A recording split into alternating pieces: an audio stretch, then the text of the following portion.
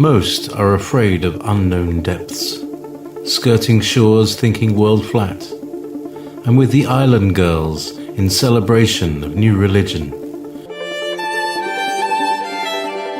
Nobody led me or said this way. I sailed alone on makeshift raft with wind as companion.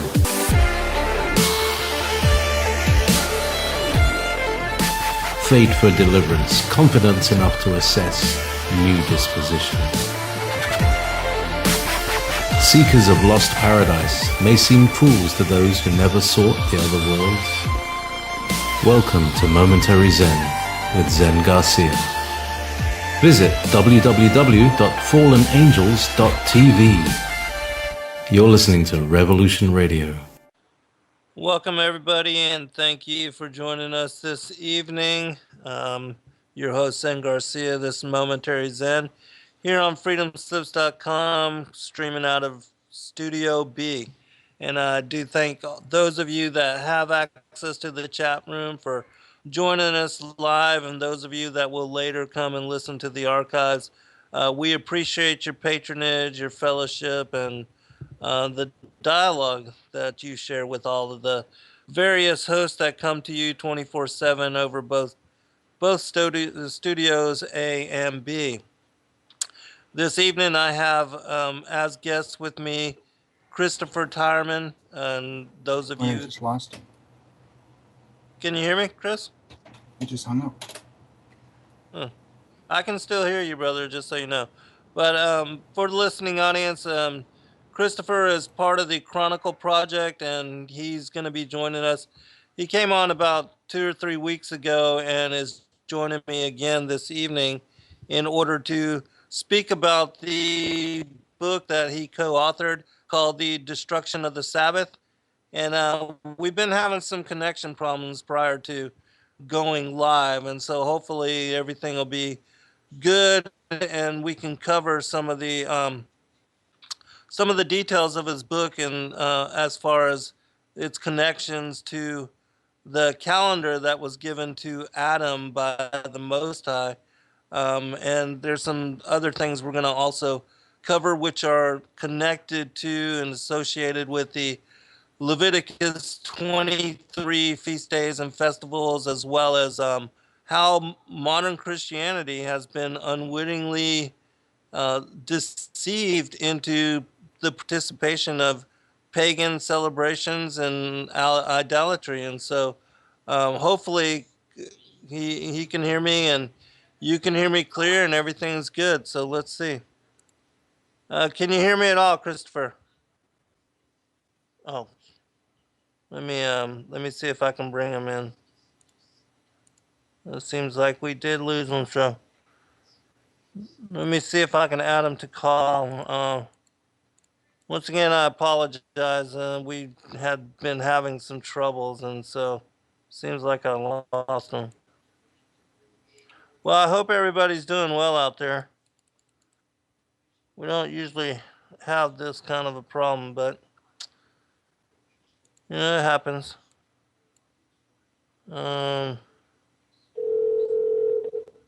See if we can bring him on.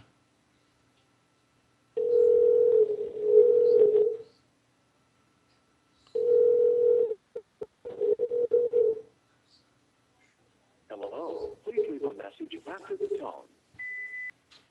Hey, brother, I think I'm still connected with you, and believe you're on with us. Hello? Yeah, can I speak to Christopher, please? Yep. Here you go. Hello.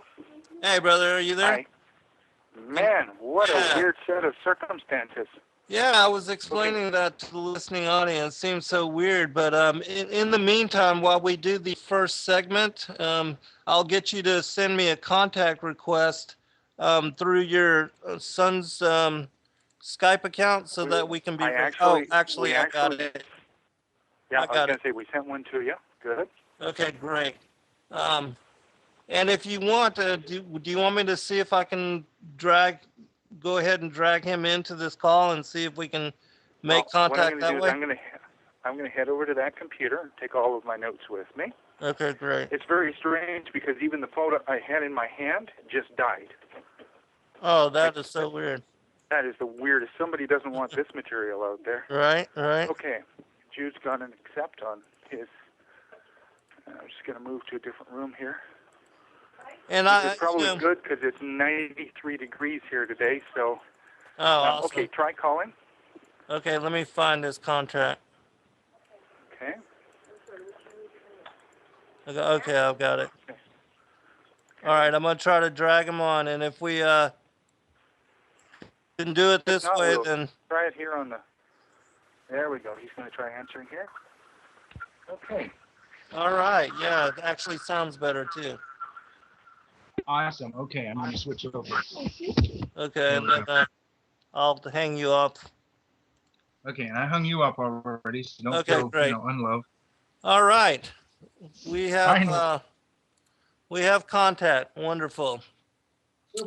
So what I was saying before, we had to try to get all of this together was in the process of writing my current book, it has led me to the study of the topics that you write about in the destruction of Sabbath. And it's my opinion that the information that you wrote about in that book, as well as my own investigation of it and how it corresponds to the book that I'm currently writing, that it's very critical. And a lot of people don't believe that it's relevant at all, because supposedly we're under new covenant ever since, Christ incarnated into the flesh, his first coming. But I also tried to let them, in talking about this information, help them to understand how the festivals and the feast days, which are part of and laid out in Leviticus chapter 23, how the prophecies that are connected to those particular feast days, how the first 4 feast days and festivals were fulfilled by his first coming, but that the other 3 yet to be fulfilled, but will be with his second coming. And so how all of these things are relevant and are really critical for us to understand, and so that we can be aware of the connections to not only the Sabbath, and as we talked about the determinations of the Sabbath according to the lunar phases and God's calendar, and how all of those things are really still relevant for the followers of the Most High and Yeshua. Can you hear me?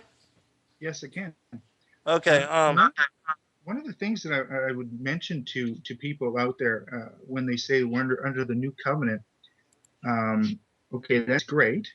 But in order to run with that line of thinking, then you have to erase the use of prophecies in things like Isaiah, which talks about Right.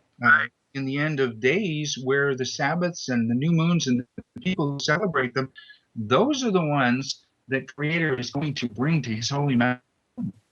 Right.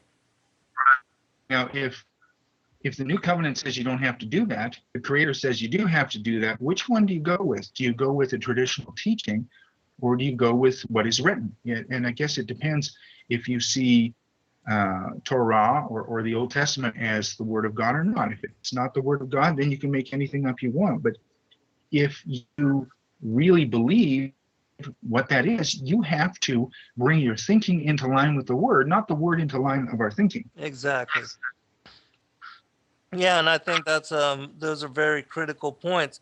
And that's also why I think it's relevant for people to understand and know about the Leviticus 23, the 7 holy the holy days, the feast days and the festivals, as well as what they are connected to, and how it was that Yeshua in his first coming fulfilled, because and people know about the crucifixion and the burial and his resurrection, but don't know how that aligns with the the Passover, the Feast of Unleavened Bread, and the Day of First Fruits, the Feast of First Fruits, as well as how it was, 50 days later that the Holy Spirit came upon his apostles, fulfilling the Feast of Pentecost, and how, when the Israelites were led out of the bondage, the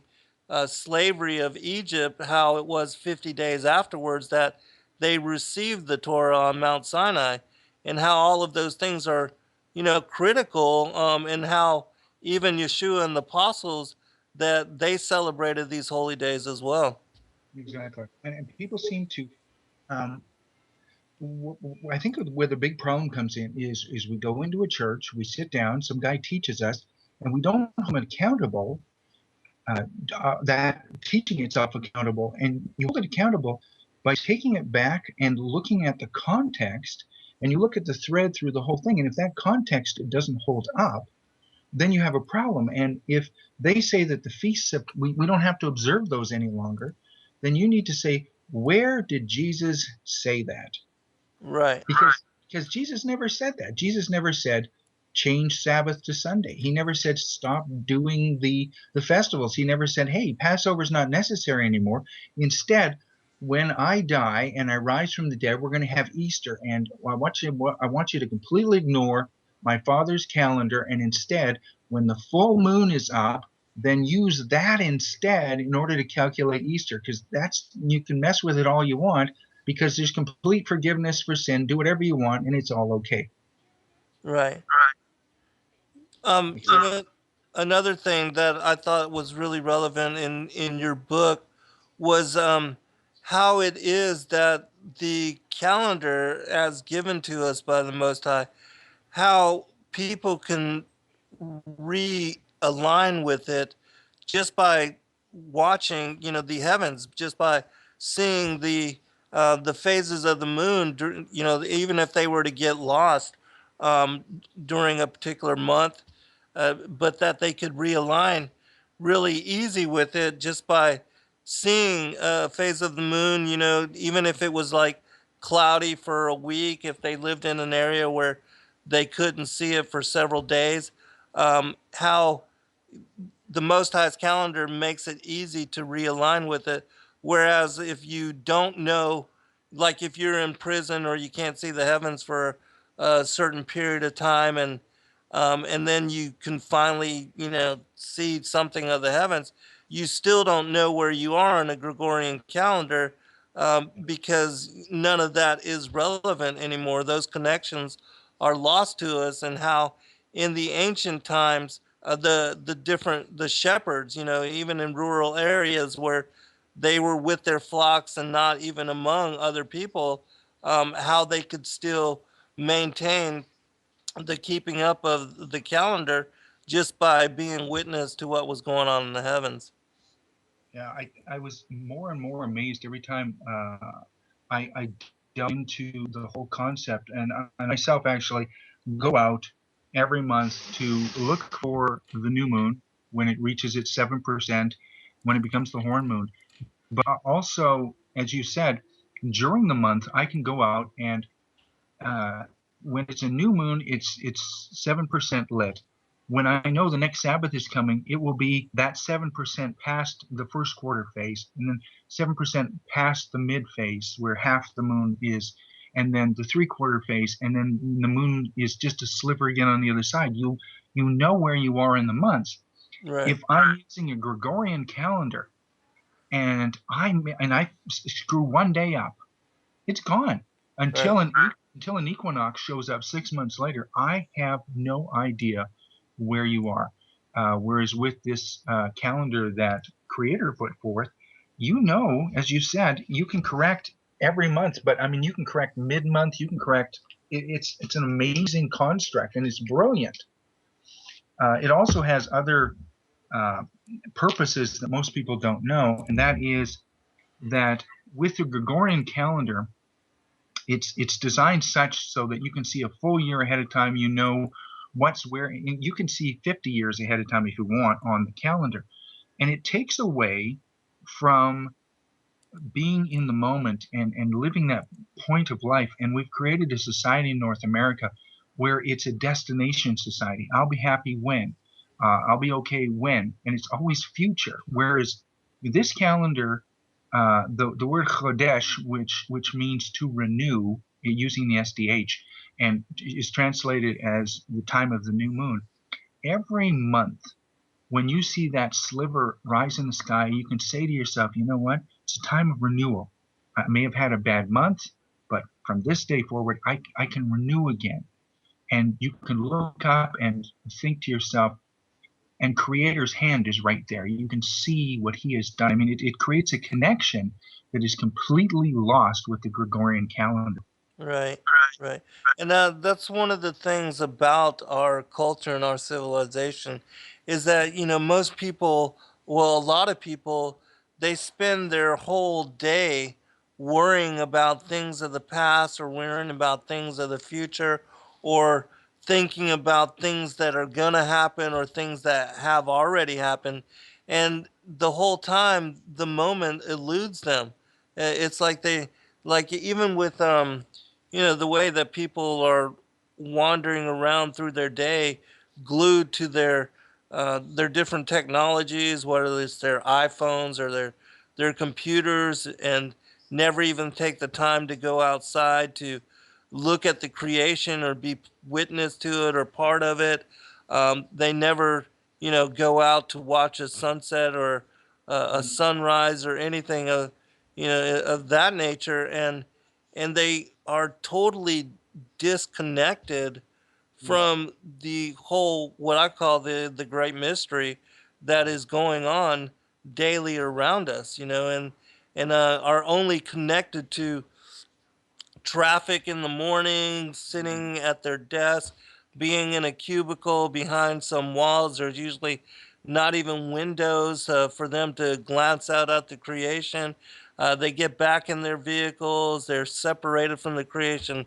And in that way, they drive back to their homes, they turn on their TVs, cook their microwave meals, and stay inside for the rest of the evening. It's like they uh, don't even have any connection at all to the natural world or to the majesty, the awesomeness that is creation, and are really, in my opinion, missing out on life um, completely, totally. Yeah. And again, see, it's a destination society. If you live within the Hebrew concept is life is a journey.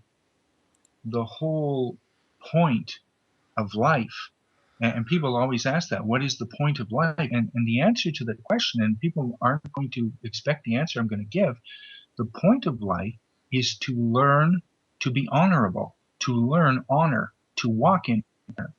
And people don't understand what that means. What that means is to make to make a choice on a continuous basis, which is the right thing to do every single time, which benefits the most for the longest term.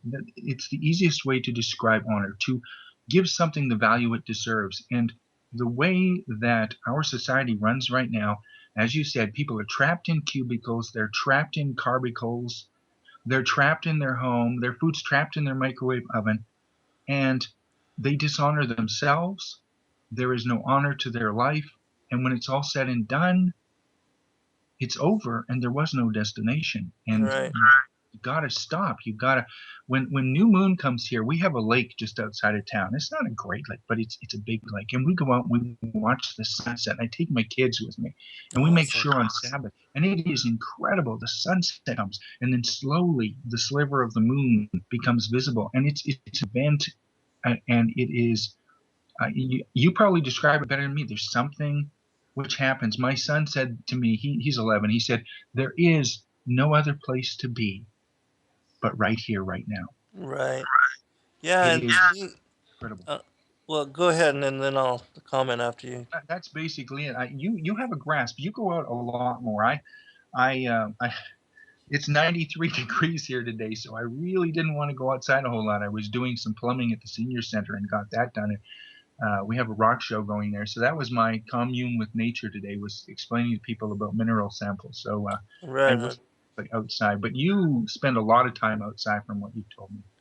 Yeah, I do. I try to, whenever I'm not working on my book, I try to be outside and read. And I do my studies while I'm out there. I like to watch the roses bloom and the grass go, and I feed the birds and the hummingbirds, and I watch them all come, and all of that is just majestic to me, and so I do. I feel that that sacredness, that connection to the creation, and it's awe inspiring to me, and I wish that people would connect to that more. But in this day and age where we have so much technology and people place their focus in being connected to that technology, they never really take the time to enjoy those kind of things. It's only a matter of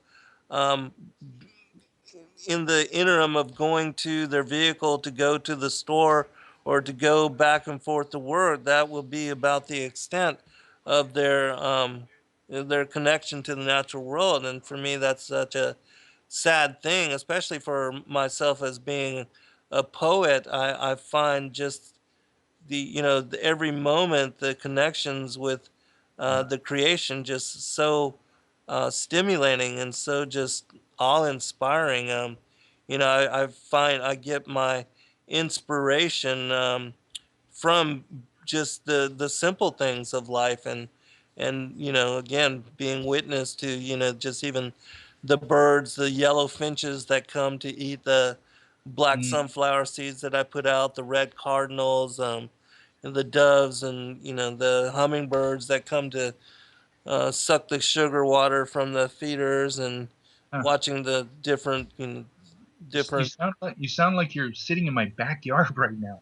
Yeah, exactly. And I could only, yeah, that's got to be a wonderful place if it's anything like I've been describing, because I, that's my front yard as well. no, it's so weird because we have sunflowers growing through the whole backyard, and the hummingbirds have been around. The only thing we don't have is cardinals. Uh-huh. Oh man, now I want to be outside. People tuning in right now, they're like, "Did I get a garden show?" Yeah, right. Something that I want to say to people out there, if you're listening right now, because your Zen's comment is so important. I watch people and they're afraid. They've done studies now, even in Britain, and when kids have their tech taken away from them, they go through the same withdrawal symptoms that somebody on cocaine goes through. Oh, Same reaction to it. And what everybody's trying to do is they're trying to be connected.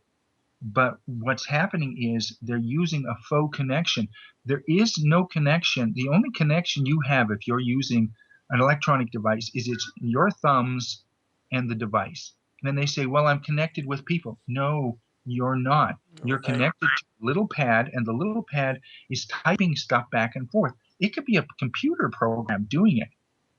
What people don't get is that there is no connection there, and they're so hungry for this connection that they're willing to do anything. But the problem is it's a faux connection, so the addiction becomes greater and greater and greater because the hole becomes bigger and bigger and bigger, and they can't put it down. And the number one problem in America right now, people they labeled it as depression, but of recent studies they've shown that people are not suffering from depression, they're suffering from loneliness. Yes. And you need to take your device, put it down, and go to a friend's house and talk and see them and go sit outside in their backyard and for a moment take your shoes off and put your feet on the ground. That's how the Adam, the mankind, was designed to be. We were designed to be out there, not in some cubicle hidden away from Creator.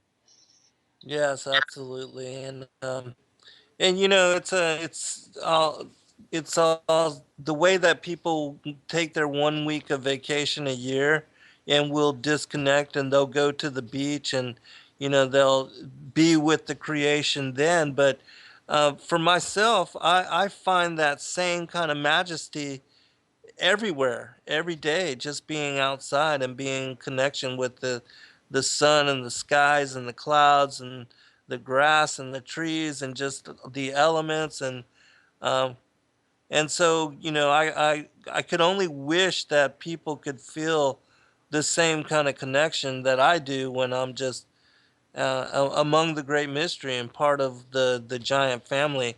And the way that I feel in being out there. And, I'm all for utilizing these different devices as tools to accomplish certain things because, I use the computer to get my books and things done. But when that consumes your life and you don't have anything outside of that, especially if you're not having any interaction with, people, with friends and with family and only with you know, technology, that to me, there's something not right there. And It's really scary. yeah, I agree. I, And so I kids should be encouraged to go outside and not always play on their computers, or be in front of the TVs. You can go into a restaurant and watch a table with 5 or 6 teenagers at it. None of them are talking with each other, and they're Right? sitting thumbs. And I'm like, "Are you kidding me?" And if you say something to them, they think that you're like out of date. Right. But the problem is, 20 years from now, when the damage has been done, it's going to be too late. Yeah, people don't know how to socialize, don't know how to talk to each other anymore. It's just like, and then all these restaurants that have are connected to Wi-Fi, all the people sitting at meals, they're all looking down at their phones. They're not even engaging each other in conversation. It's such this strange world. Hold on, Chris. We'll be right back. Okay, welcome back, everybody.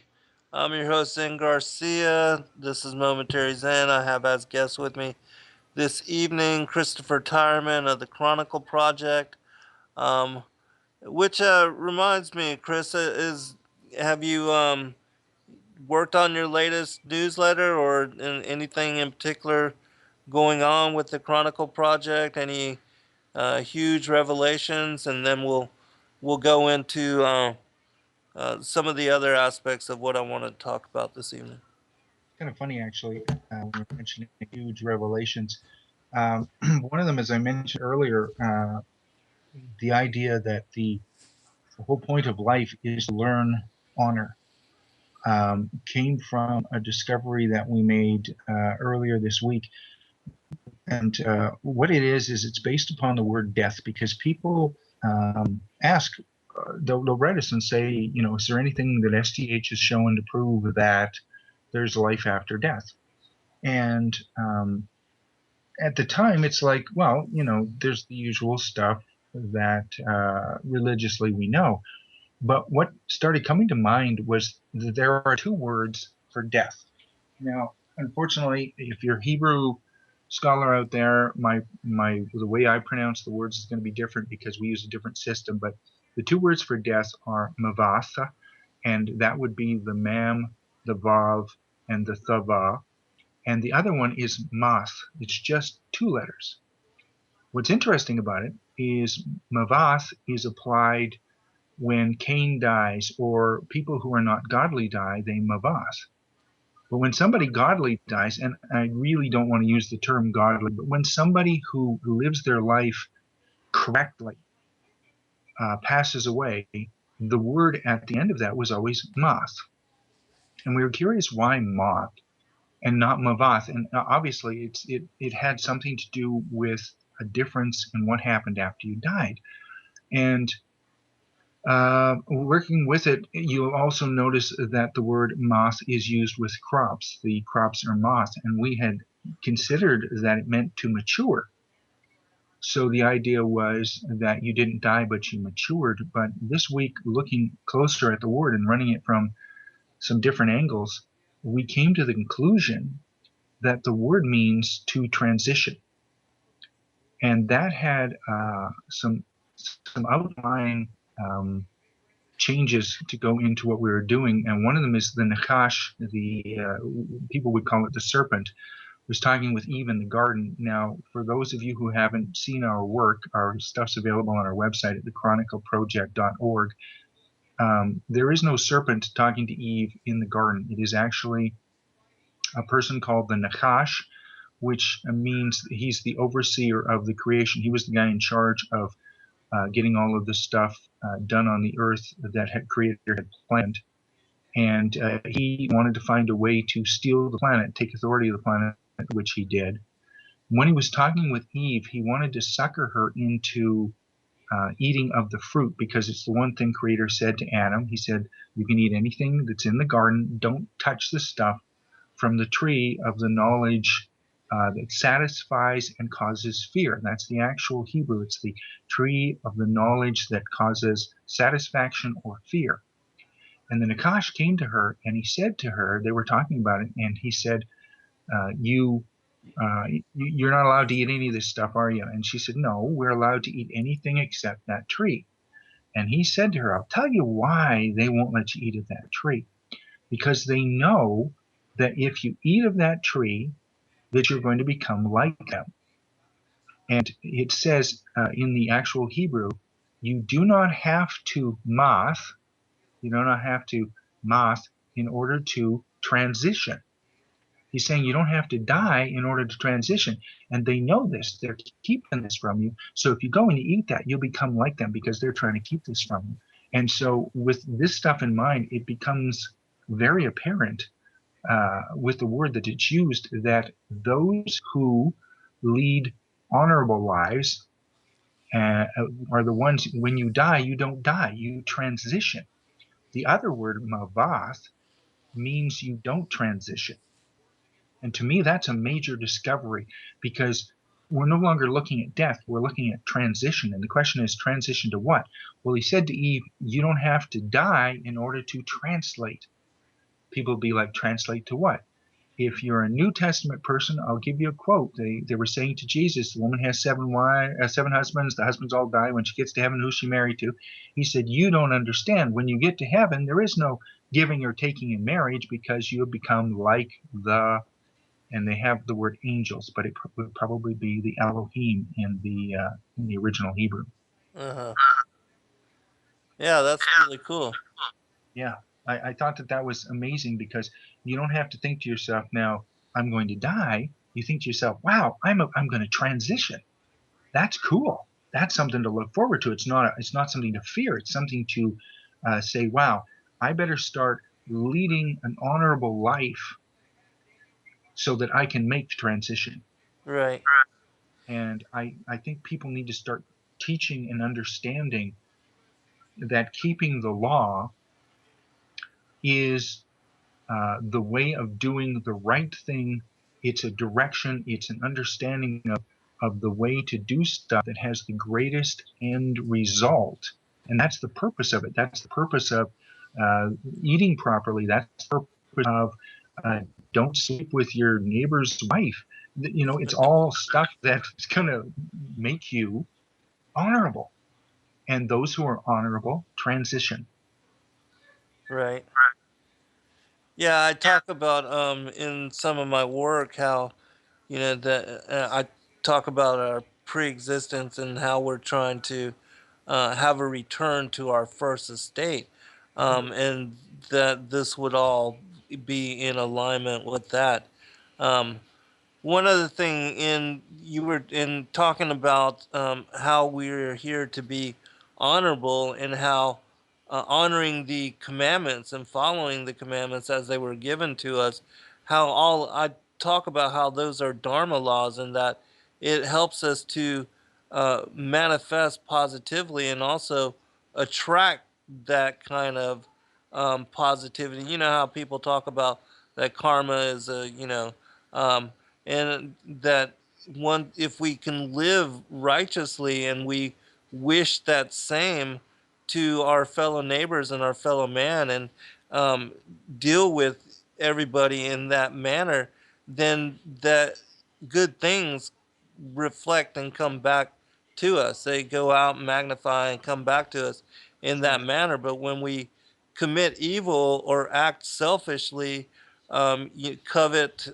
certain things, physical things, or things that our neighbors have, go out and steal, murder, or lie, or anything of that nature, how that energy goes out and comes back, and how people are stuck in a cycle of learning those lessons over and over because they continue to act in those kind of ways. And that, the Bible talks about reaping what you sow.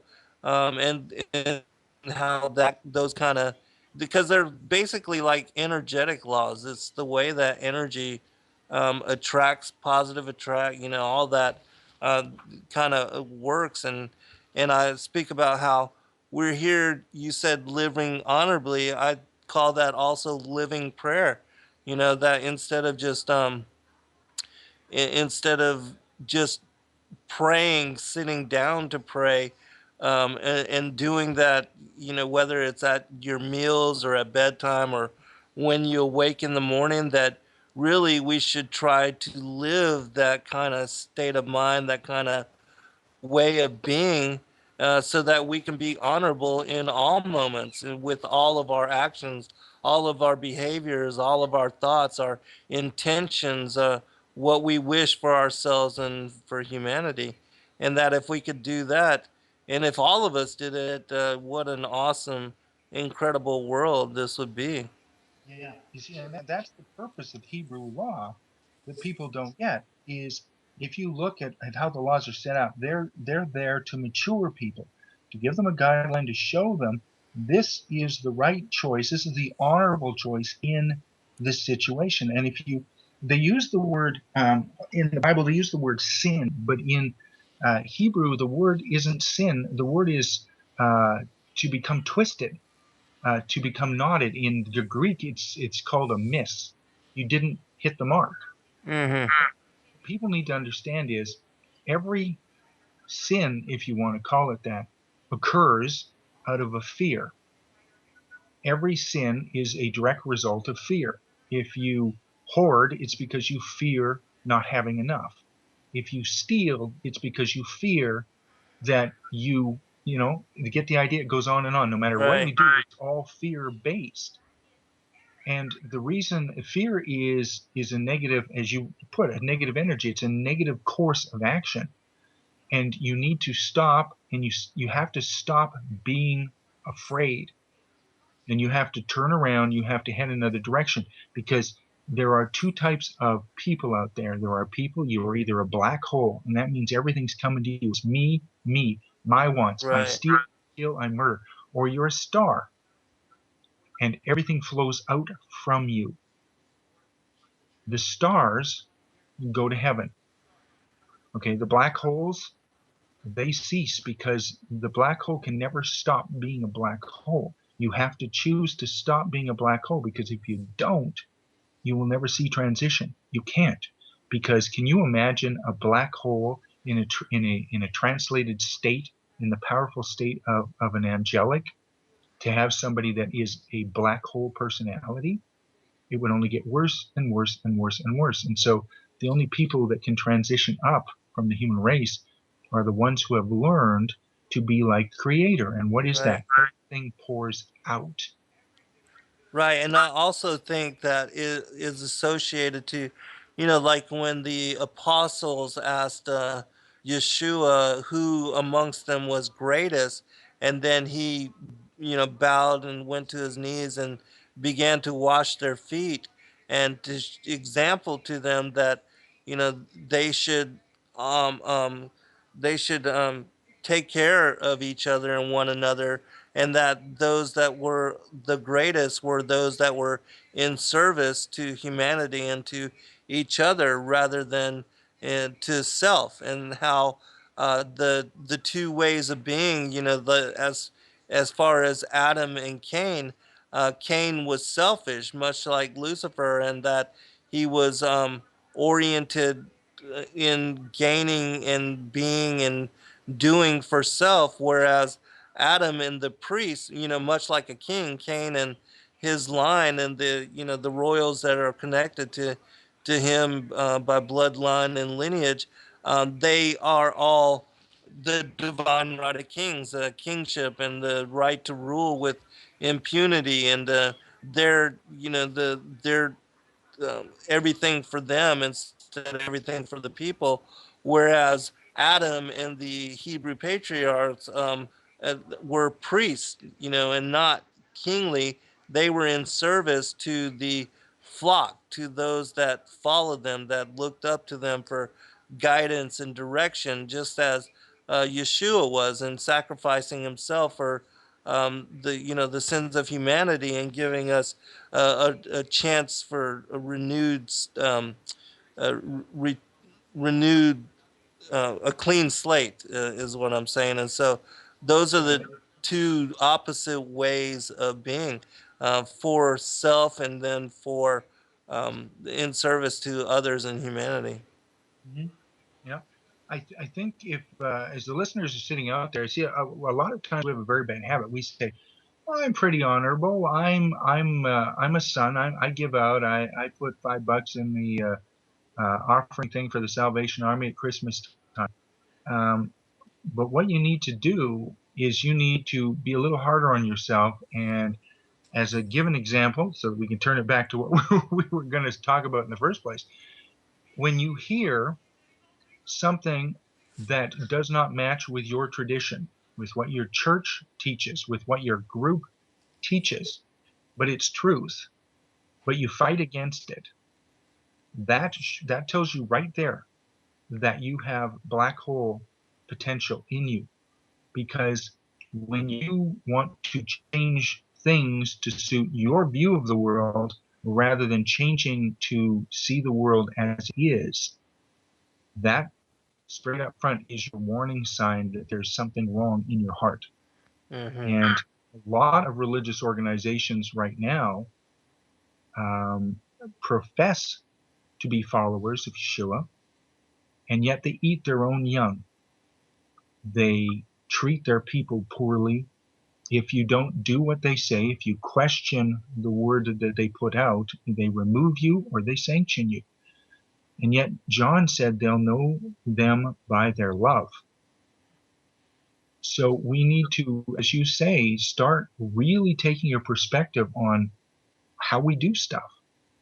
And one of these things is, being Jewish, I'm not super good on the New Testament. Jesus said, it is not what goes into a man's mouth that defiles him, but that which comes out of his heart. Right. Did I get that correct? Mm-hmm. Yes. And what he was saying was this: it is not, by putting some pork in your mouth, you're not defiled. But the reason you put that pork in your mouth can be defiling. If you put the pork in your mouth and you didn't know that you shouldn't eat pork because Creator said it's not good for you, please stop eating pork, and you didn't know that and you ate pork, you're not defiled. But if you say, oh, Creator says that, well, I know better than him, so screw him, and I put that pork in my mouth, now I'm defiled. That's the difference. Mm-hmm. And when people hear that Sabbath is to be recognized using the moon and nothing else, and you say, well, that's not what my church teaches, that's not what I believe, that's not, and you turn and you walk away from it, there's hardness there. Your tradition is greater than the word, and that should scare you.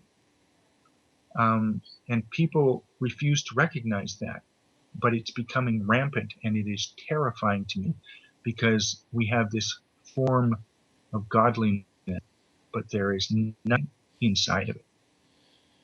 That leads me to a question that I wanted to ask you. And then when we come back from this break, we'll go into how it was that the calendar was changed and how the whole loss of God's calendar system, how it became altered and how it became lost to, even to the Hebrew people. But Wanted to ask you about the celebration, the current celebrations of like, even Valentine's Day, Easter, Christmas, Halloween, all these different holidays that most mainstream Christians celebrate, and their connections, because all of them are paganized. We know that Yeshua wasn't born on December 25th, but that they celebrate his birthday on December 25th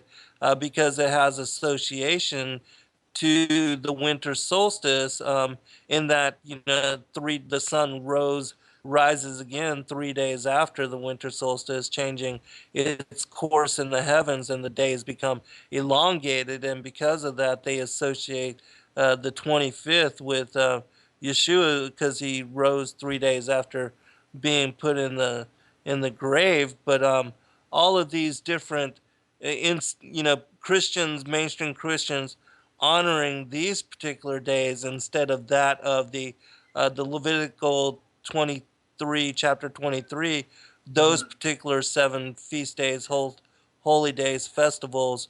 What you thought about that?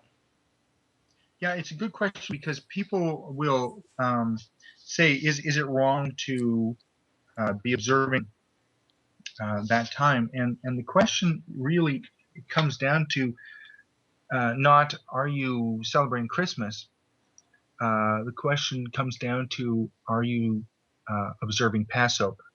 You see, if you're only observing the Christo-pagan events, and these were turned, these events originally had Roman god names, and they were events to Roman gods. And the Christians blended with this.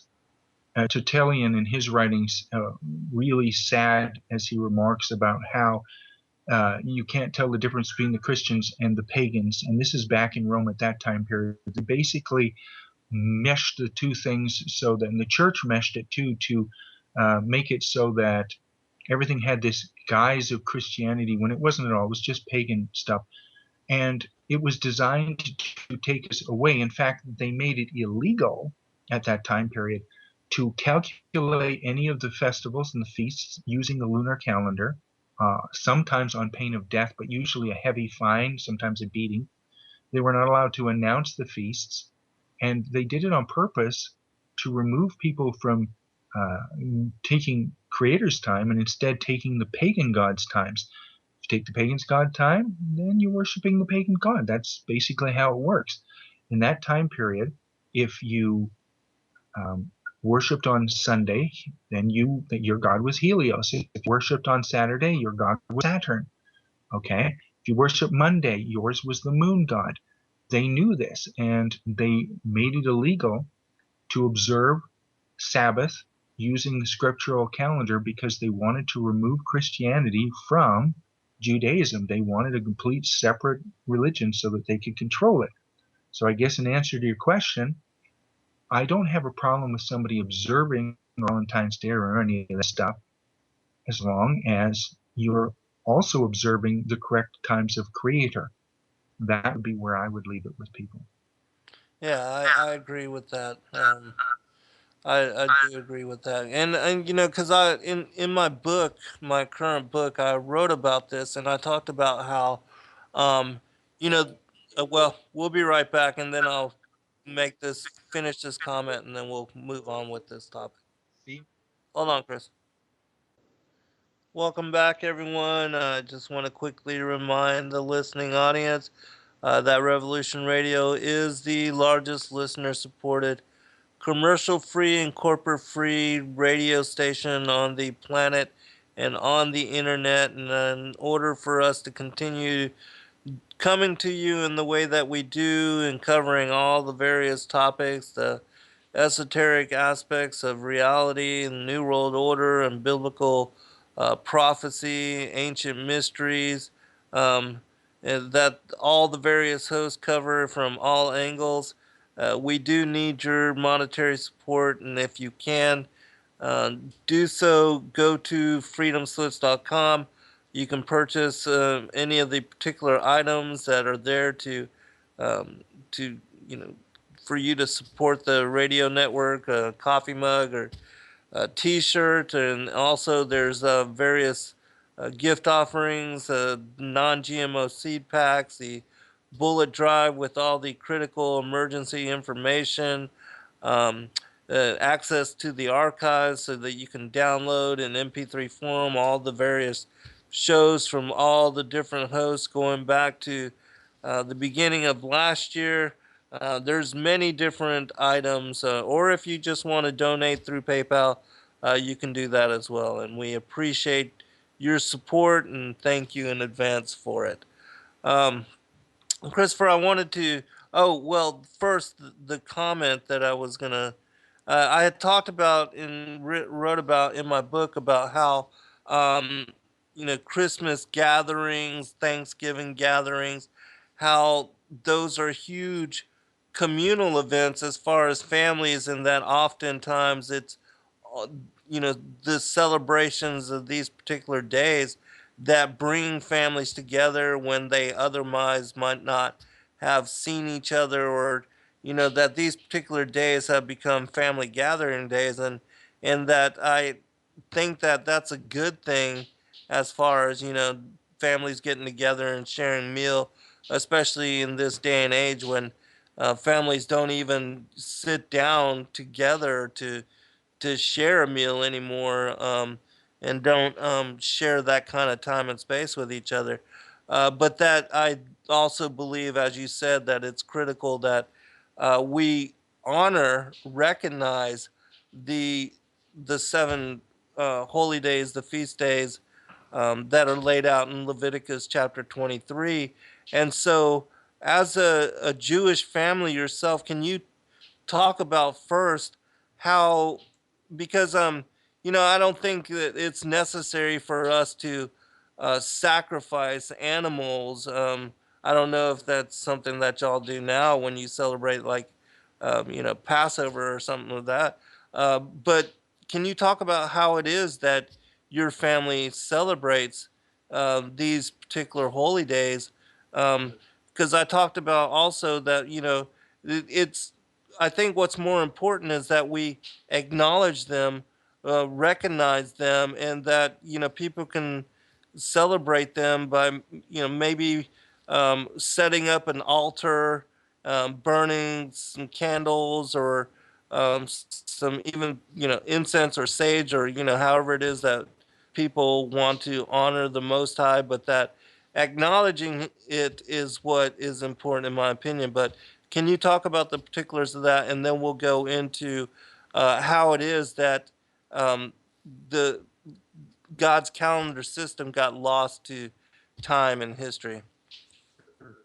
Um, one of the things I should mention, by the way, if people have questions as we're talking, I can't see them because I had to switch computers. So just cut in and go ahead and ask the question if people online are sending them. One of the things that you mentioned, Thanksgiving, and as an example, boy, it just didn't work there. Where people get together, and as you said, it's sad because there's so few of these. And the families only get together Christmas, maybe Easter, maybe Thanksgiving, and then they never see each other. The kids don't come home. It's horrible. And here, being Jewish, every Sabbath, it's a family day. Everybody is here, and That's we awesome. spend time with each other, and the kids are here, and everybody has family time. And I think that the coolest part of Sabbath is the fact that your family is there with you and you share with each other in this whole day. And it's the reason why families who observe Sabbath have better families. And I Yes. don't mean better families as in our kids are smarter than yours or anything, but because we put into our children a lot more because of Sabbath days and the other stuff, and show them how much they are loved and appreciated, and how much importance there is to family time and stuff like that. They don't grow up being alone. And if I could say nothing else to families, even if you don't want to do Sabbath, pick a day and stay home with your kids and do stuff with your kids and treat your kids like they actually have some value. Because if you do the destination thing, oh, my kids should just appreciate the fact that I'm working and bringing home the bacon for them. Well, I'll tell you, they're the ones that are going to be picking the home you go into when you're old. So you better start putting into them now, because otherwise you're going to be eating a lot of oatmeal. So there's a self-centered reason to do it right there. We celebrate the feasts, and again, they're family time. Passover is an immense family time, an extended family time, and even friends family time. Rosh Hashanah is coming up, not this Hebrew month, but the next Hebrew month. And it's a very important time. And I can let people understand, with SDH, we've been able to unravel what Rosh Hashanah what it is really about. Rosh Hashanah takes place in the next month, which will be the start of the 7th month in the Hebrew calendar. And it's originally thought to mean head of the year, but it doesn't, because the word head has a yod on the end of it, and this one doesn't, which means it means to envision. To envision, to manifest, means head. That which manifests, envision is your head.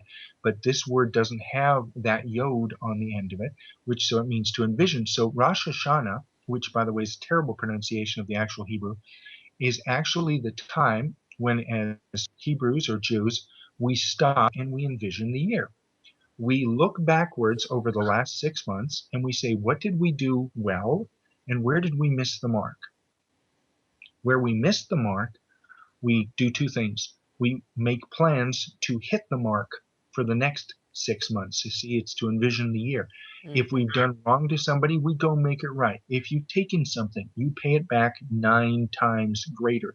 You fix all of your misses. And so Creator designed Rosh Hashanah to be a time in the middle of the year where you stopped and said, hey, you know what? We don't have to screw up the whole year. Let's put on the brakes for a moment and look at it. What did we do right? Excellent. Let's do more of that. What did we do wrong? Let's fix that. And the next 6 months, let's make it a success. That kind of a celebration is honorable. And then the celebration finishes with Yom Kippur, which is the Day of Atonement.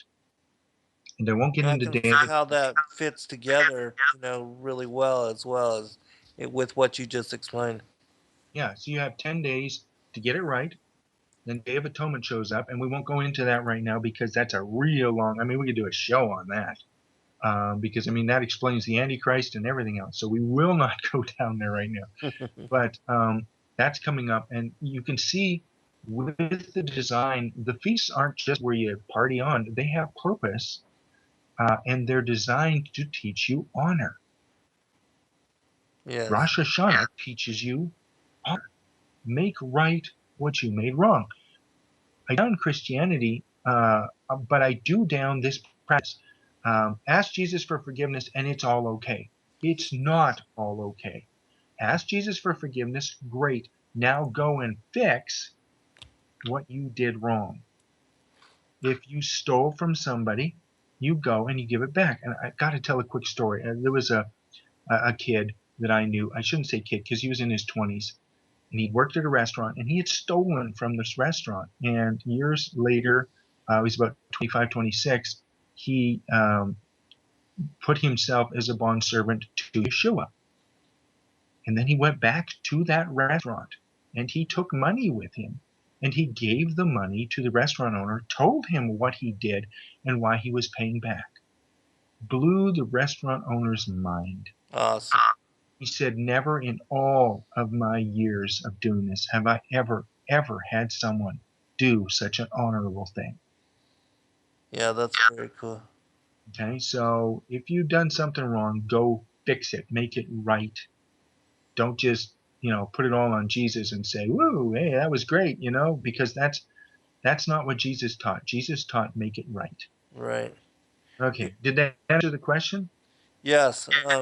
That I wanted to just comment that this also, in my opinion, is connected to the mainstream Christians thought that once saved, always saved, and that just as long as they believe in Yeshua, that they don't have to do anything else, and then like they can go out and sin. They don't have to worry about making any kind of atonement, or that they're covered because of the blood of the Lamb, that they can't lose their salvation anymore. That no matter what they do, once saved, always saved. That kind of thinking, and I don't buy into that at all either. I'm very simple when somebody says stuff like that to me. I say to them, where did Jesus say that?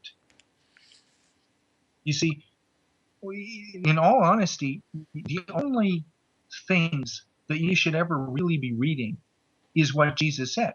Because if he's your Lord, if he's your master, Right? then that's it. He's the one you listen to. You don't listen to other stuff. And unless he said, Especially if it contradicts. exactly, if he said, change the Sabbath to Sunday, that would contradict his Father's word, which Right. says Sabbath is going to be there forever. And it's not Sunday. Right. People don't get the fact, and the Catholic Church has admitted to the fact that Sunday is wholly a construct of the Catholic Church, done to make sure that Catholicism was separated from Judaism, to put complete control over the church so that people weren't following Judaism in any way. They weren't allowed to go to feasts. They weren't allowed to go on Sabbath. They separated the church. Sunday, and here's the really funny part. If I see people who are not the Catholic faith, they go with the Catholics. Oh, they worship Mary, and oh, they worship this, and oh, they're bad in all of this stuff. And we don't do that. We go back to the Bible. And I say, that's great, except you're still worshiping Sabbath on Sunday. And I Right. shouldn't even say that, because they're not even doing that anymore. They go to restaurants, they mow their lawn. There is no Sabbath any longer for the Christians. Right. It is a complete hoax. It is a complete facade to even say that Sunday's a Sabbath. When was the last time that you ever bumped into a Christian person on Sabbath and they said, I can't do that, brother. I can't go to a restaurant because it's Sabbath. I can't mow because it's Sabbath. I'm not going to drive because I have to gas up, and that would cause somebody to work, and I won't do that on Sabbath. I haven't heard that in 15 years. Right. No, that doesn't exist. Okay. Let's talk about the details. Let's go into some of the history of how it got changed. Before we get into that, Sure. what is the name of your new book? I can't actually release that yet Ah, because it'll give away okay. what I'm talking about. I'll let you know off air, and what it's what it's in connection with, Oh, because man. otherwise it'll give away all the details of it. Because the title will give away what the focus is, and I want to get it completed first, just so it's not out in the public yet. But go ahead. Oh, I should mention to all the listeners out there right now, we really haven't touched on the book yet. We did last time. If you're new to this and you haven't read the book yet, if you go to our website, thechronicleproject.org, thechronicleproject.org, the book is available for free on the website. I actually just put an updated version today because we have a little more information that we didn't have before. Awesome. It's on the website. Click on it. There's a best-selling book on Amazon. It's free for you. It doesn't have a cover or anything because it's an ebook. It's PDF now. But just go and read it, and it will explain all of the stuff that we won't get a chance to here. But I will quickly go in. Zen, before I go into the history of the loss of Sabbath, I want to sort of tantalize people a little out there, because there'll be a lot of people out there who'll be like, Sabbath, who cares? I'm a Christian. Or I'm not religious at all. I'm just listening to this program because I have nothing better to do.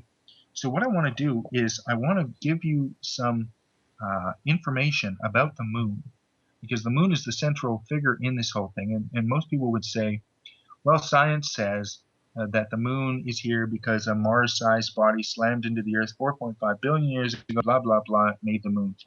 And that may be how it happened. But there are mathematical anomalies out there that people don't know. And I'd like to put this over, because these mathematical anomalies will automatically tell you that there is something going on here that's not just average. If it's okay, may I read this stuff? Yes, absolutely. Please do. Okay. The moon and the Earth, the sun, there are specific numbers that keep showing up that is very interesting. The ratio of the Earth's diameter to the moon's diameter is 0.273. The circumference of the sun in miles is 2,730,000. Now that's an odd coincidence, as the mile is not a standard based upon any calculation other than itself. At least that's what people thought, right? But if you take 1,000 times 360 degrees, so 360 degrees in a circle, times 365.24 days in a year, it equals 131,486,400. Now, that's 131,486,400 feet. That is 40,077 kilometers. Well, the equator of the Earth, the distance around the Earth, is 40,075 kilometers. So the foot, as we thought is just a random measurement, is not a random measurement. Somebody somewhere knew the exact size of stuff, and the foot was a derivative of that, and I don't know where that came from. So sticking with the number 273.2, 273.2 degrees Celsius is the temperature of absolute zero. 27.32 Earth days is the sidereal period, or the complete orbit of the moon around the Earth. Gases expand by 1/273 of their volume for every degree on the Celsius centigrade scale. If you draw a circle inside a square, the circle's diameter is the same as the square's length. The area left over the circle does not cover is 27.32% of the total square area. 27.3 days is also the average rotation period of a sunspot. All of the numbers 273, that's just those, okay? Now, the number 1092. There are 109.2 Earth diameters across the width of the sun. There are 109.2 sun diameters between the sun and the Earth when the Earth is farthest from the sun. The circumference of the moon is 10920.8 kilometers. Is that an accident? The moon measurement in 400. The moon rotates at a speed of 400 kilometers an hour. The Earth turns 100 times faster at 40,000 kilometers per rotation. The sun is 400 times larger than the moon and 400 times further away from the Earth, making the sun and the moon appear exactly the same. The moon reflects 1/400,000th the amount of light from the sun to us. The moon's diameter is 2,160 miles, 2,160 miles. The diameter of the sun is 865,294 miles. Divide the 865.924 by the 2,160, and it equals almost exactly 400. The Earth's circumference around the meridian is 40 million meters. You're starting to see these numbers can't be random. Now, there's one very interesting. Let's see if I can get down to it. Yeah, this is really weird. The Earth rotates 366 times in a full orbit of the sun. If you divide the number 400 that we were talking about by 366, you get the recurring 109.28. All three of those numbers show up over and over and over again regarding the Earth, Sun, Moon system. And those are just a few of them. I mean, I could bore the crap out of people by just continuing to do that. This cannot be random occurrences. It's impossible. This should then tell people out there that what we're talking about is important, because this moon, which is showing that it is not a random occurrence, but it has been placed there just like the scriptures says it was. Therefore, if the moon has been placed there, then one must from there understand that the creator who put it there has given us instructions regarding it. And this isn't just some random religion, but it is the actual Creator's instructions to us. And if he gave those instructions, they must be important. Now, most people would say, well, it's not that important to me. You should ask yourself a question then. If these instructions are so meaningless, then why has the church and the government authorities down through history done so much work to make sure that you don't know it exists and that you don't celebrate it? Right. And that's what people don't get. Right. I mean, nobody cares about, they don't go in and try to erase what the Buddhists do, but they have gone out of their way to make sure that you don't know when Sabbath is. So should we jump back in time for that then? Yeah, well, we're almost to break, so let's do it after we get back from break. But why don't you give out your contact information and your website once more, and how people can get your book that you co-authored. Sure. Yeah, I should. By the way, thank you for saying co-author. Brad Bornhold, like to give him. Without him, couldn't have done it, and without his family, could not have done it. They are the ones that unearthed the information that had been kept hidden by a specific sect, religious sect that I will not, go into. But they were actually able to bring themselves out, and they were excommunicated from their church, and I mean the church on whole, for what they did. There was a lot of news story and everything about it, but I mean what they unearthed literally could have destroyed the religious order that they were in, and they brought that information to me. And so with Brad, we were able to create this book. So it's that important that they were willing to bury it. You'll find it at thechronicleproject.org. Right on the homepage, scan down just a bit, you'll see the book, The Destruction of Sabbath, the tragic history of deception, and it's free for everyone. All right, hold on. We'll be right back for a final segment.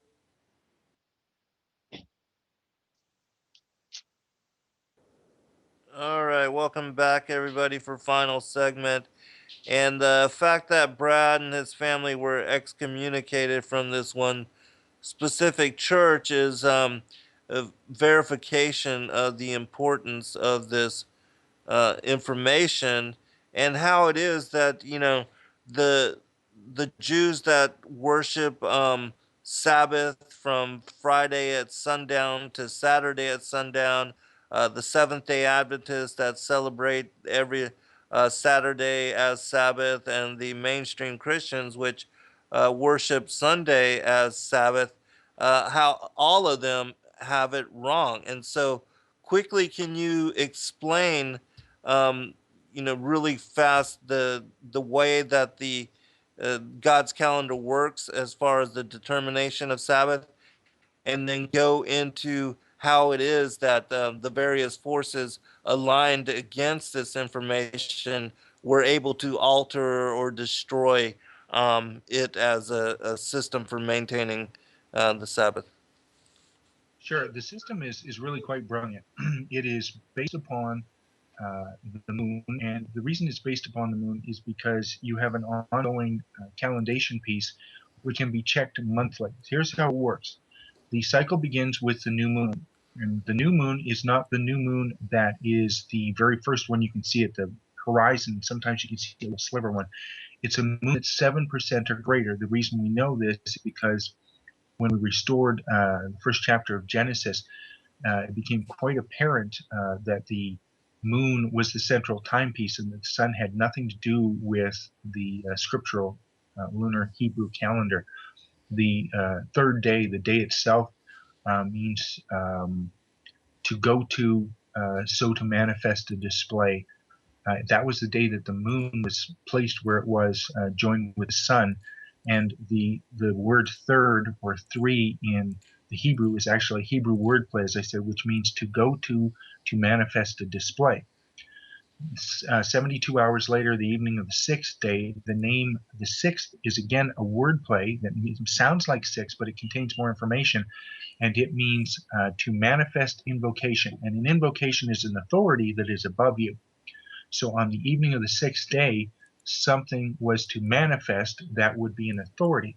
Well, scientifically, if you look at the third day, the moon was placed in what's known as the dark of the moon, the conjunctive position between Earth and the sun, so that you could not see it. If you have anything to do with how astronomy works, 72 hours later is the first time that the whole Earth will be able to see the crescent moon, and that is the whole Earth, 72 hours later. We came to the understanding that this time period, the moon had 7% visible. Very interesting. Seventh day, 7%. Very cool. And very cool. And so that tells you it's new moon. From that point, you do not hold Sabbath every 7 days. That's not what the scripture says. It says 6 days of work and then hold a Sabbath. 6 days of work and hold a Sabbath. Yes, it does come out to 7 days, but I want to be very particular that nowhere in scripture does it say to hold a Sabbath every 7 days. It says you can't go longer than 6 days without a Sabbath. Knowing this, the month starts, the first day starts with the visible crescent moon at the evening. So in other words, the end of the month, that crescent moon appears, and as soon as it's dark, that's the new day, the first of the month. Then you have 6 days of work, then another Sabbath, 6 days of work, another Sabbath. So in the Hebrew calendar, you will always have the Sabbath days fall on the 1st, the 8th, the 15th, the 22nd, and the 29th. Then you wait for the next new moon. Now, some days the next new moon will come up the very next day, and some months there is a day in between, because the moon takes 29.53 days to make a full from one phase to the next. This added day is on the Hebrew calendar, and it is something that the Gregorian, you can't match the two. You really can't. Don't try to do it. You will go insane. You just have to observe the Hebrew calendar, and it's very important to do it as it was set up. The way that they're doing it nowadays, they're doing it every Saturday. Great, every Saturday. That means that you get 4 Sabbaths a month, except the Hebrew calendar has 5 Sabbaths a month. So we're missing a whole Sabbath. And that should be the warning bells right there that something's extremely wrong. The other thing to note is people will say, well, new moons aren't really a Sabbath. Well, when we restored chapter 1, the very first moon that appeared was called a Sabbath, and it was a new moon. And historically, more offerings were brought to the temple on new moon Sabbath than were brought on normal Sabbaths. So to the ancient Hebrews, it was more important than a standard Sabbath was, like a weekly Sabbath, as you would call it. Okay, into the history. I won't go all the way back and all the way through, because you can read most of it in the book, but because we only have limited time, I'll cover a little bit. Right. The real problem occurred when Constantine and you know what? I'm blanking on it. 321 AD, the Council of Nicaea. There we go. Got together, and Constantine was in there with overview. Now, before the Council of Nicaea even got together to do their thing, years earlier, Constantine had already put in what was called the Sunday Law. Everybody was supposed to do their stuff on Sunday because it venerated his god, Helios, the sun god. And when the Council of Nicaea got in there, they were trying to get away from the Jewish Sabbath. Most people figure, because we're taught very poorly, that the Council of Nicaea they put the Bible together, and that's where the Bible came from. They were good people. What they actually did is they invoked laws at that time period that all of the church had to follow, which created some really divisive times in the church. And I'll get into that. So what they brought in is they wanted to completely eradicate any connections with the scriptural lunar calendar, because it wasn't working for them. It kept people Judaizing, as they called it. And they were excommunicating anybody who was actually using that to set feasts and to follow the feast and Passover. So at this time period, they brought in laws that if anyone used the Hebrew calendar to be able to check feasts and otherwise look at Sabbaths and stuff and announce those, they were punished heavily at that time period for doing it. The laws that were brought in by Constantine at that time also basically at that time severed the allowance for any Christian to ever use the scriptural lunar Hebrew calendar. But that was only within that district. 200 years afterwards in England, they were still making calculations using the Hebrew Sabbath and the Hebrew calendars. And it took the church a long time, but they finally stamped out everywhere in the world the ability to use the Hebrew calendar. They went to a lot of effort. Now, here's a really scary part. If you read in Daniel, it says that the Antichrist is going to come, and he's going to change the days and the feasts and all of the scriptural Hebrew observances. He's going to change those over to his own stuff. Well, that's already been accomplished. Yes. The Antichrist is too late, or that church is the Antichrist. Right. We only have two choices there. Oh, sorry, there's a third choice. The third choice is the book of Daniel is made up and it's not real. And so that's the third choice. The only problem with that is when we ran Daniel 9:24 and that area through SDH, we were able to crack the scroll that had rolled up until and it was absolutely accurate in what it said. We have that on our website. If everybody's running over now, what does it say?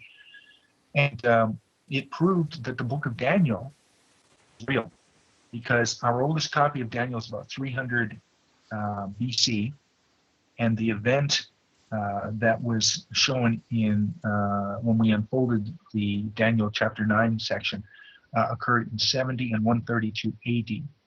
And it accurately predicted the size of the armies, the standard that was being carried by the Romans, the exact years that the rebellion took place. Absolutely perfect. So Daniel is real. So you can't discount it. So if Daniel says the Antichrist is going to change all of God's times, and the church has already done this, we have a problem. And that means if you're part of that church, you have to ask yourself what's going on. Mm-hmm. Scary consideration, isn't it? Yes, it is. But in my opinion, it fits with the whole, the horde, the Babylon, the last days revelation. That as far as the mystery Babylon and the woman, the scarlet-colored woman that rides on the beast, and all of that. The seven hills. Yeah. Mm-hmm. Welcome to Rome. Right. Yeah, how lovely. So, yeah, I mean, that was a quickie, but I mean, that was the nail in the coffin. I mean, there was stuff before then. And just to point out to people how malicious it was, the church over the next decade murdered over 100,000 Ebionites. The term Ebionite, they think it means poor ones, but it doesn't. It means followers of Father. They believed in Jesus as the Messiah. They did not believe that he was God. They believed he was who he said he was. They followed Jewish law. They kept Jewish feasts. They kept Jewish Sabbath. And they refused to stop doing that. They did not recognize Paul. They said that he was an apostate and a Greek plant. They believed that James the Just was the head of the church, Jesus' brother, and that Jerusalem was to be the head of the church. And all of this, of course, got them killed. And that's what happened to the Ebionites. Thank you, church, for killing 100,000 of your followers. Nice people. Well, who knows how many people have been killed, over the Inquisitions. I mean, God, and there's still people being killed for aligning, as disciples of the Most High, even today. So, what I would like to put out there, which I find very nice, is I get letters from people all over the world, and having been able to get the information even from the show that we did. I mean, you should have seen the number of downloads of book that came from the show that we did the last time. Awesome. And these people writing back and going, hey, I finally find it, I understand it, or hey, we've been following Sabbath, but we didn't know if we were correct. And it's heartening to know that there are people out there all over the place that are starting to hear the truth, and they're starting to follow it. They're not taking it anymore. They are walking away from the traditional lies, and they're accepting what's written there. And I think it's just fantastic. Oh, I agree. And it is. People are hungry for the truth. They want to know. They want guidance as to what it really is, and they want to embrace the same traditions that Yeshua did when he was here, and the other apostles, and so all of that is important, and bringing it back to light. Just like with the spirit of the spirit being poured out on all flesh at the end of days, and how even the book of Enoch talks about how these things were being written for a remote generation, one that would be, in the distant future. And then the prophecy as far as Matthew 24 and Luke 21 and Mark 13, the blooming of the fig tree, and how that generation would be the one that sees the second coming, the return of Christ, and we're that generation. We're that final, in my opinion, we're that final generation, and we're witnessing and all of those things coming to light right now. Yeah, you know what? Somebody actually sent me a piece from the end of Enoch, which kind of blew my mind. The piece was this, and this is going to be paraphrased. Okay, let me see this. It talked about the fact that his words, and I know Enoch's words are Creator's words, the men would come along, would distort the words, and then they would write books about it and create lies about it. But in the end, all of his words would be put back the way that they originally were, and books would be given unto the righteous, and they would believe upon them. Awesome. And they sent me a letter and said, that's what you're doing with SDH. Right. Self-defining Hebrew is putting it back. And what was really interesting about it is the fact that when we SDH Genesis, it turned out Genesis wasn't a single book, but it was multiple books that had been put together underneath the term Genesis. And that blew my mind a bit. And I'm wondering if that's the fulfillment of that prophecy. If it is, then wow, we are really in the end. Oh yeah, absolutely. And I definitely think that is part of it. And even the one that I'm doing, the revelation that's been given to me, it's so huge, and I'm so honored to be part of what will be coming out as far as this next book. And it ties together with the work that you did in the destruction of Sabbath, and bringing together, bringing to light again the calendar system, the ancient Hebraic calendar system, which helps people to really determine when the Sabbaths are. And also the very special significance of new moon, because in the book of Enoch, he cites multiple times how important it is to determine the Kodesh and to know when this day is, and so that you can calculate all of the 4 sabbatical weeks that follow, and also all of the Leviticus 23 7 holy feast and festivals that are listed there, because I believe that they are absolutely relevant. And as we spoke about earlier, I think it's fine for families to get together and on Thanksgiving and Christmas, but if families were to gather on Passover and the celebration of the unleavened bread and the first fruits, and Pentecost and the Feast of Tabernacles and Atonement and trumpets, and these would be other reasons to gather as family and to celebrate, especially if coming to new to this knowledge. If you could explain it to your family in a way that would make them understand the importance of it, then why wouldn't they use it as a reason to gather family and to celebrate meal and to honor and to worship in that way? I think it's it can only add to the family time and the in gatherings in that way. Go Only ahead. makes your family stronger. Only makes your family stronger. Yes. The kids love, believe it or not, after Passover, when Passover over, then on the 15th starts the Feast of Unleavened Bread, and we have matzah and honey on it and stuff like that. The kids love that. I mean, we make good matzah here. It gets That's honey awesome. on it. It's fantastic. And you eat that for a whole week, and people are like, "Are you kidding me?" I'm telling you, there's nothing better than, and I mean, we cheat. And by the way, there is no way to make matzah. You don't get crazy when you read this stuff online and people are all like, you got to use cold water. And no, all it says is don't put yeast in, mix up flour and water and some oil, mix it up, fry it in a pan, bake it. Even don't bake it, it's terrible that way. Fry it in a pan with some oil, and then the family gathers around, and then there's a whole story to go with it. People don't even understand why the matzah. The matzah is so simple. These people were leaving Egypt, and they needed to pack as much food as they could into a smallest area as possible.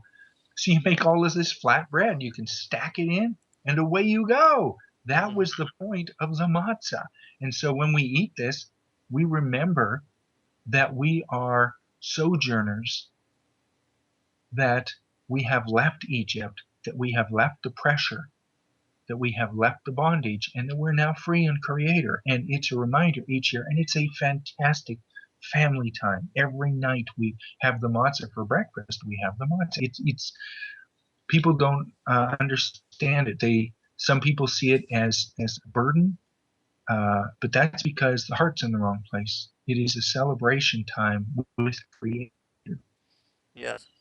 I had asked you about the particular ways that you honor, the different festivals. I'm assuming you're not sacrificing a lamb on Passover. Um, is- We do eat lamb on Passover, and I'll explain why. There are specific instructions that lamb must be eaten on Passover. yes. The actual instructions we do have on our website, believe it or not. It took me years to get those instructions. They were so convoluted in the way they were written in the Bible. But what you were supposed to do in the old days, you were supposed to like way earlier choose the choicest lamb, and it wasn't a lamb, by the way. It was a yearling, number one. Number two, it's not lamb, it's a flock animal, a goat or a yearling, but it's a yearling. So they put the word lamb in there and make it sound like it's a little baby sheep. It's not, it's a full-grown sheep. You brought this up to the house, you fed it, you kept it there, blah, blah, blah. And then in the evening, just as the evening was begin, then the lamb was not, see, I did it again. That's how trained I am. The sheep was cut up. And they have in the Bible that you're supposed to roast it over the fire. No, you're not. It's the absolute opposite instructions. You're supposed to simmer it in water. They actually twisted the instructions. And that only makes sense. How could babies and old people eat roasted lamb? It's impossible for them to have chewed down on that on Passover in order to get out of Egypt to get that big protein feast in. No, it is simmered. It takes about 2 hours. The meat falls off the bone, and anybody can eat it at that point. So weird how the Bible has the instructions completely opposite of what's supposed to happen. But we unraveled some of them, and they're on the website. You can find them under Passover instructions. Interesting. Well, that's awesome. Well, hey, brother, I really appreciate you taking the time to come on to the show, and we've got 1 minute remaining, so I want to give you a chance for a final commentary. Um, Anytime you want to do this, there is so much stuff we've uncovered with SDH. I mean, we could do, it blows my mind. I wish people, please go to the website, thechronicleproject.org, read the stuff. It will show everything that's